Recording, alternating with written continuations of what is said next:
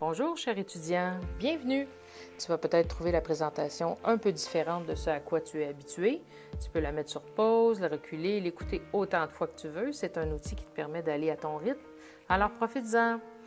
Je me présente, je m'appelle Marie-Claude Bastien, je suis une de tes profs de prothèse et je suis prothésiste depuis plus de 25 ans. Oui, j'ai probablement gradué avant que tu sois au monde. Donc, dans ma classe de théorie, je fais les choses un peu différemment. Je vais t'expliquer comment avec cette présentation. Si tu veux, prends des notes, ça pourrait sûrement t'aider. Ce que je fais de différent, c'est que j'utilise la classe inversée, moi. Je vais t'expliquer pourquoi j'ai choisi ce modèle-là, qu'est-ce que c'est, comment ça fonctionne et ce que ça va représenter pour toi comme étudiant. On va parler des avantages pour toi et des responsabilités que tu devras prendre dans ce nouveau fonctionnement. Alors, pourquoi j'ai choisi la classe inversée? Bien, la première raison, c'est qu'il y a eu un changement au programme d'orthèse et prothèse.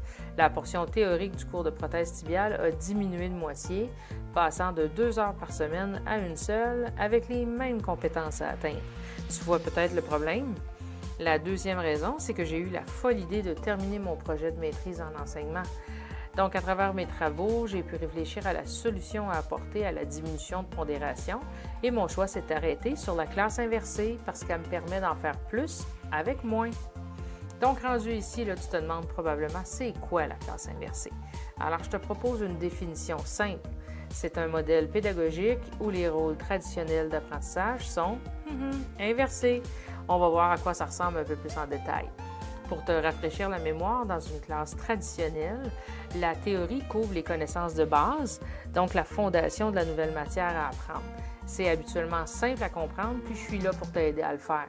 Les devoirs à faire à la maison sont des exercices plus difficiles. Ils sont là pour approfondir la matière vue en classe, puis je ne suis pas là pour t'aider.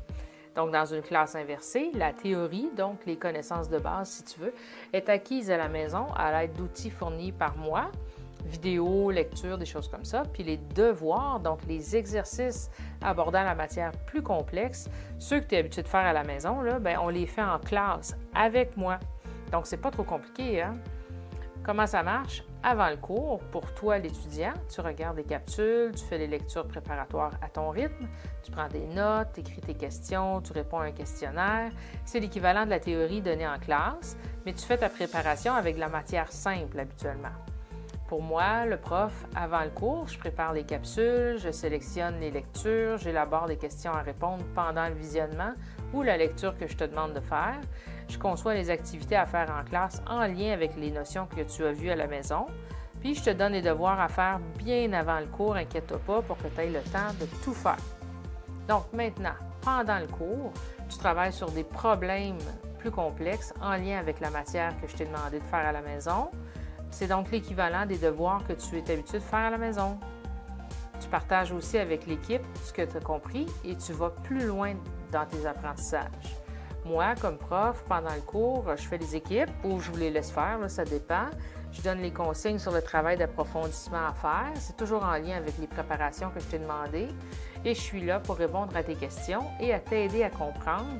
Mais je t'enseigne pas, en tout cas, pas comme tu es habitué. Là. C'est pas moi en avant qui travaille. Je suis là pour guider tes apprentissages plus complexes, mais c'est toi qui fais la job à construire tes connaissances. Les avantages pour toi sont nombreux. La classe inversée va te permettre d'aller à ton rythme sans que ce soit moi, le prof, qui dicte la cadence de ton apprentissage. Tu prends le temps qu'il te faut pour intégrer les notions simples à la maison. Tu partages ensuite en classe tes apprentissages et tu les approfondis avec la résolution de problèmes plus complexes.